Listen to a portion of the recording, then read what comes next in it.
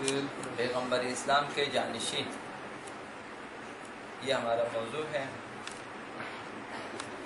اب اس سے آپ کہیں اوصیاء الہی یا ائمہ معصومین، یا آپ کہیں خلفاء رسول، یا آپ کہیں حجتہ الہی۔ تو اس سلسلے میں جو ہم ابتدا میں جو عرض کرنا چاہتے ہیں وہ یہ کہ عام دستور ہوتا ہے عمومی، کہ اگر کوئی شخص کسی قوم یا کسی ادارے کا سربراہ ہوتا ہے، انتظامی سربراہ،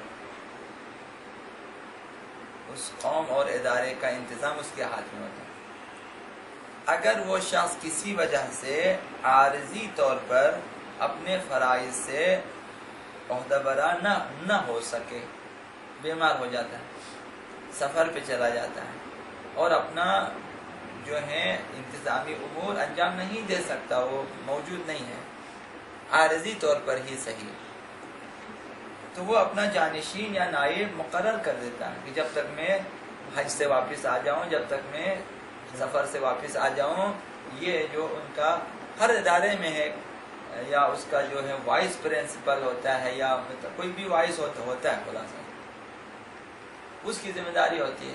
اسکول میں جائیں وائس پرنسپل ہے، اگر آپ صدر ہو تو نائب صدر ہوتا ہے، نائب وزیر ہوتے ہیں، تو اپنا جانشین مقرر کرتا ہے اور انتظامی امور اس کے سپرد کر دیتا ہے۔ یہ عام دستور ہے پوری دنیا میں، مسلم غیر مسلم، اور یہ شخص جو عقل مند ہے اور کسی قوم یا کسی ادارے کا سربراہ ہے، کسی بھی صورت میں یہ خطرہ مولنے کے لیے، خطرہ لینے کے لیے آمادہ نہیں ہے کہ قوم یا ادارے کو کسی منتظم کے بغیر چھوڑ دے، وہ نہیں چاہتا، اس کو بند کر دیں۔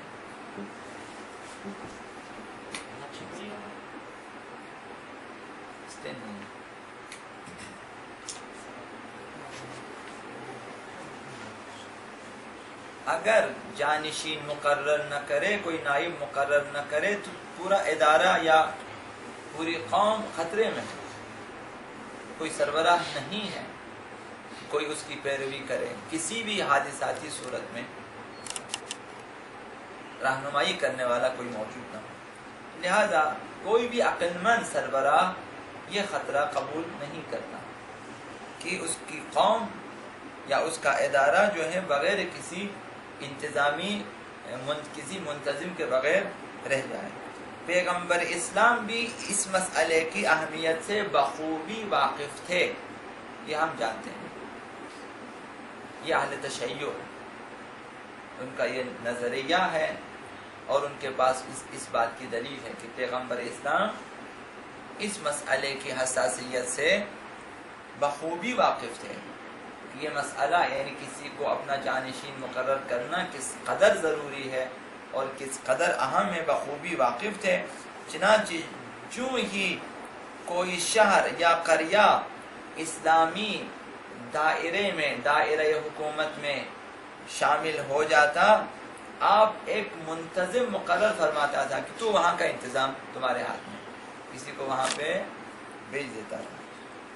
جب کبھی آپ اسلامی سپاہ کو، اسلامی فوج کو کسی لڑائی میں شرکت کا حکم دے دیتے تو اس کا سالار نامزد فرماتے تھے کہ فوج کو بھی بغیر کسی سالار کے نہیں چھوڑتے تھے۔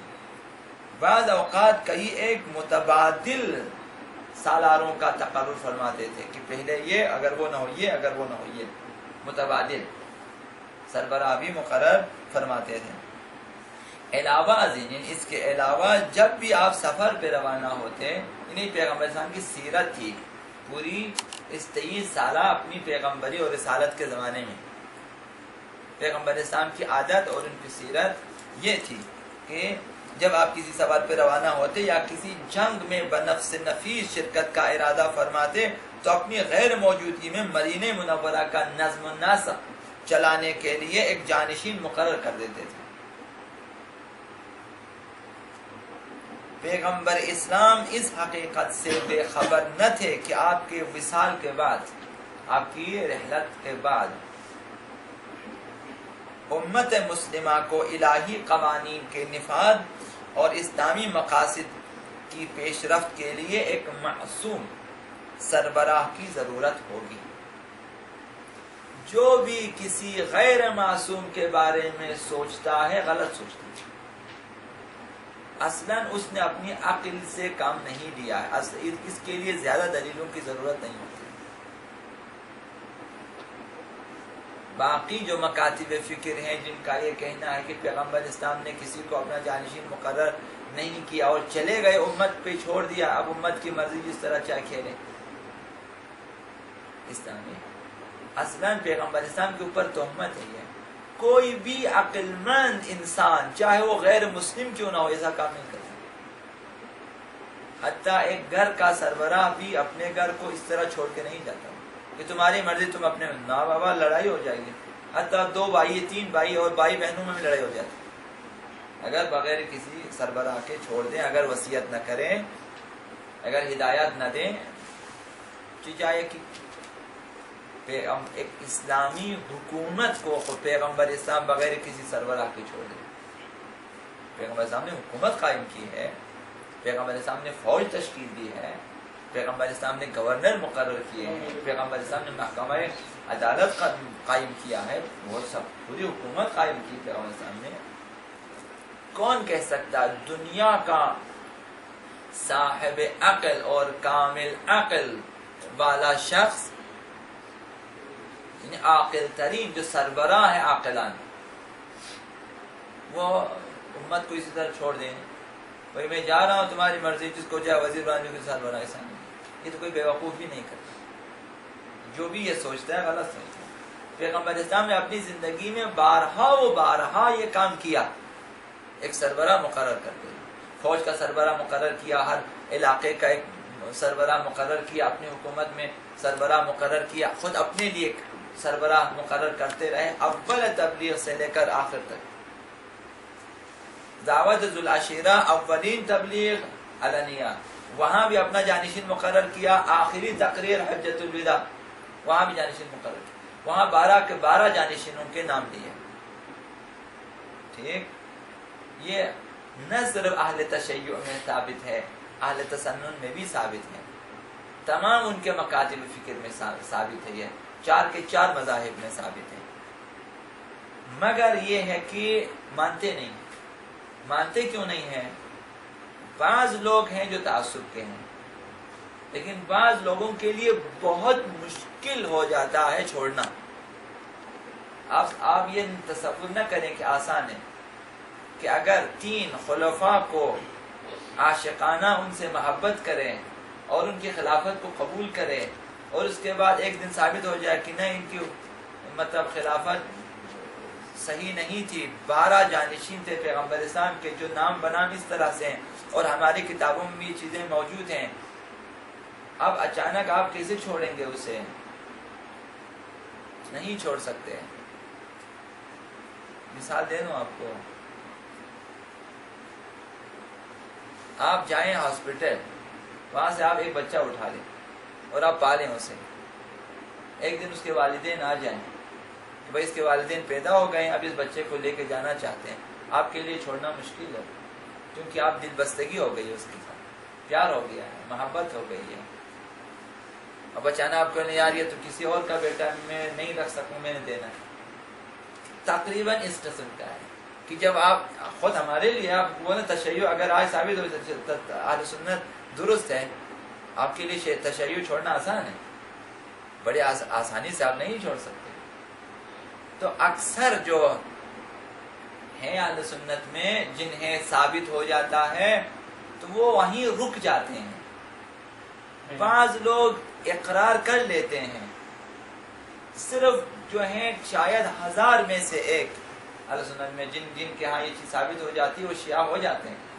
اس 1000 میں سے جو ایک بندہ، اس میں سے بھی بہت کم اعلان کرتے ہیں کہ میں شیعہ ہو جاؤں۔ بہت سے ایسے اہل سنت جن کو جانتے ہیں ہم کہ شیعہ ہیں، خود شیعہ ہو چکے ہیں لیکن اعلان نہیں کیا، انہوں نے اعلان نہ کر سکے۔ یعنی یہ بھی ان کے لیے بہت مشکل تھا کہ اعلان کرنا. بعض نے کہا ہے کہ ہم نے سنا، انہوں نے کہا کہ ہمیں اسی حالت میں رہنے دیں بہتر ہے. اگر میں ایک آ جاؤں شیعہ ہو جاؤں، باقی میری پوری قوم کٹ جائے گی آپ لوگوں سے. میں ایک اس ریلے کو روک رہا ہوں کہ یہاں پہ کہ جو تشیع کے خلاف جا رہا ہے. حالانکہ میں شیعہ ہوں، کہتے میں شیعہ ہوں، لیکن انہیں نہیں معلوم کہ میں شیعہ ہوں. وہ میرے خاطر پورے میری قوم، مثال ایک ٹھیک ہے، ایک قبیلہ پورا میرے پیچھے. تو بعض اس وجہ سے وہیں پہ رک جاتے ہیں، ان کی طرح نماز وغیرہ پڑھتے ہیں. کچھ لوگ چھپ کے شیعہ نمازی پڑھ لیتے ہیں، مشکل ہو جاتا ہے ان کے لیے. آج جب ہم دیکھتے ہیں ہمارے جب محققین بیان کرتے ہیں کہ حتیٰ وہابیوں کی کتابوں میں جو ہیں، جو کہ شروع سے آخر تک کفر ہی کفر کے فتوے وہ لگا لیتے ہیں، وہاں بھی یہ چیزیں مل جاتی ہیں.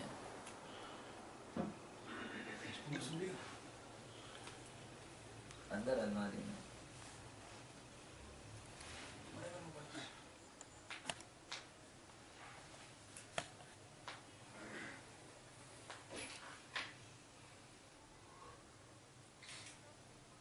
کبھی ایسا بھی ہوتا ہے.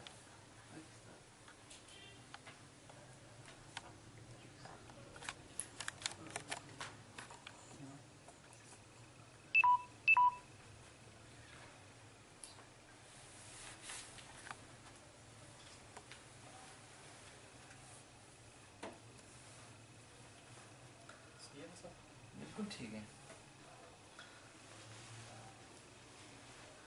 تو یہ جو پیغمبر اسلام کی روش ہے کہ وہ ہمیشہ جانشین مقرر فرماتے تھے، اور 12 جانشین مقرر کیے، اور سینکڑوں احادیث میں پیغمبر اسلام سے شیعہ سنی کتابوں میں ثابت ہیں 12 کے 12. اور آپ نے سنا ہوگا کہ یہ جو ہمارے 12 اماموں کے نام والی جو حدیث ہے، جس میں امام علی سے لے کر امام زمان علیہ السلام تک پیغمبر اسلام نے نام لے کے ذکر کیے ہیں، یہ حدیث اس قدر جالب تھی حضرت احمد ابن حنبل کے لیے، حنبلیوں کے امام کے لیے، کہ اس نے کہا کہ اگر اس شجرے کو، یعنی اس سلسلہ یہ جو 12 نام ہیں پیغمبر اسلام بیان کیا ائمہ کے، کہ اگر اس کو پڑھ کر کسی پاگل پہ پھونکے اس کی وہ ٹھیک ہو جائے گا. حالانکہ وہ اس قائل، یعنی کس حد تک اس حدیث کے بارے میں اس کا عقیدہ ہے. یہ جو نام بنام ہے کہ علی ابن ابی طالب علیہ السلام، ثم الحسن ثم الحسین ثم علی ابن الحسین، ثم اس طرح سے اس کے بعد بتایا گیا، کہا تھا اس کو کسی دیوانے پہ پڑھیں اور دیوانہ ٹھیک ہو جائے گا. اس حد تک اس کے لیے حدیث جالب تھی، لیکن نہیں مانتے. بڑے بڑے اہل سنت نے، چونکہ ابھی جب ہم سنتے ہیں فقہا کو، تو وہ وہاں بڑے بڑے اہل سنت نے اس حدیث پہ آ کر کہ پیغمبر اسلام نے فرمایا 12 ہمارے جانشین ہیں، کہتے ہیں ہم نے ڈھونڈا پوری تاریخ میں ہمیں نہیں ملا اور نہیں معلوم ہو سکا کہ یہ 12 امام کون ہیں. 12 کو مانتے ہیں